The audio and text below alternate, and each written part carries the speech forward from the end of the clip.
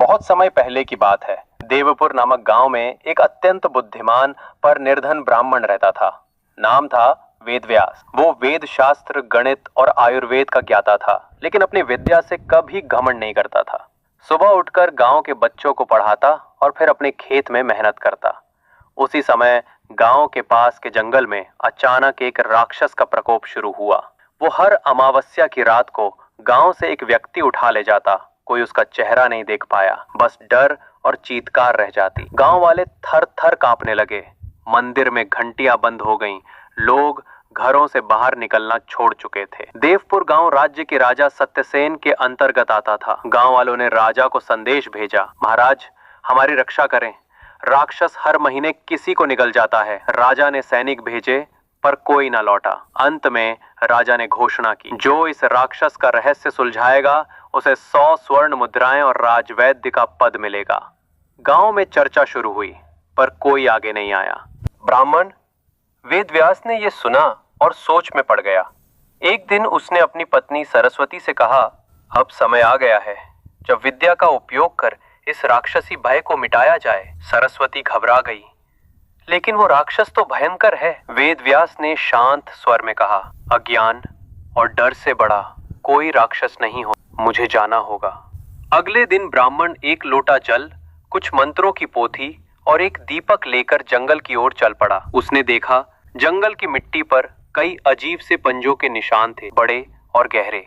रात होते ही वो एक पुराने खंडर में छिप गया और दीपक जलाकर त्रिपुर मंत्र का जाप करने लगा। घंटे भर बाद जंगल में एक झंझावात उठने लगा। पेड़ हिलने लगे और फिर एक भारी कदमों की आवाज आई। राक्षस प्रकट हुआ। विशाल शरीर, लंबी दाढ़ी, लाल आंखें और लोहे जैसे नाखून। राक्षस गरजा, कौन है यहाँ? मरना चाहता है क्या?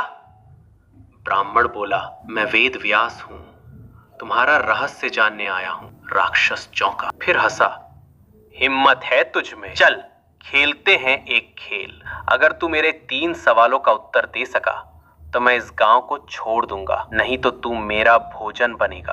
राक्षस ने पहला सवाल पूछा, किस चीज को जितना बांटते हैं वो उतनी ही बढ़ती जाती है? ब्राह्मण मुस्कुराया, वो है ज्ञान। राक्षस जोर से गरजा, सही। अब दूसरा सवाल, कौन सी चीज सबके पास होती है लेकिन कोई उसे बांट नहीं सकता? ब्राह्मण ने उत्तर दिया, वो है नियति यानी किस्मत। राक्षस अब गंभीर हो गया। अंतिम और सबसे कठिन प्रश्न, भी हर जीवन उसी से शुरू होता है, किसका अंत नहीं और नहीं कोई आरंभ है। ब्राह्मण ने नेत्र बंद किए, गहरी सांस ली और बोला, समय।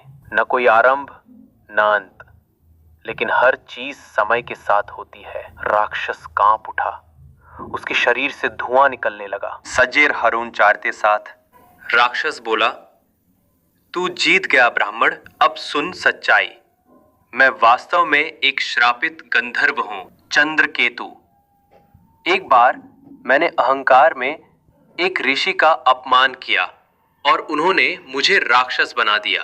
कहा, जब कोई विद्वान मेरी परीक्षा पास करेगा तब मैं मुक्त हो जाऊंगा।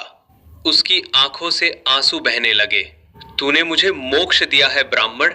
अचानक उसकी देह से प्रकाश निकला और वो आकाश की ओर उड़ गया। पूरा जंगल शांत हो गया। पहली बार वहां पक्षियों की चहचहाहट सुनाई दी। ब्राह्मण वेदव्यास गांव लौटे तो लोग फूल लेकर स्वागत को दौड़े। राजा ने उन्हें दरबार बुलाया। आपने न केवल राक्षस को हराया बल्कि पूरे राज्य को भय से मुक्त किया। आप अब हमारे राजगुरु होंगे। ब्राह्मण ने विनम्रता पूर्वक कहा, राजन, मैं बस एक शिक्षक हूं। यदि मेरा ज्ञान किसी की रक्षा कर सके तो वही मेरा पुरस्कार है। राजा ने उनकी मूर्ति गांव के विद्यालय में बनवाई और उसी दिन से वो खंडहर गुरु गुफा कहलाने लगा। बल हमेशा समस्या का हल नहीं होता, कभी कभी बुद्धि ही राक्षसों से बड़ा अस्त्र होती है।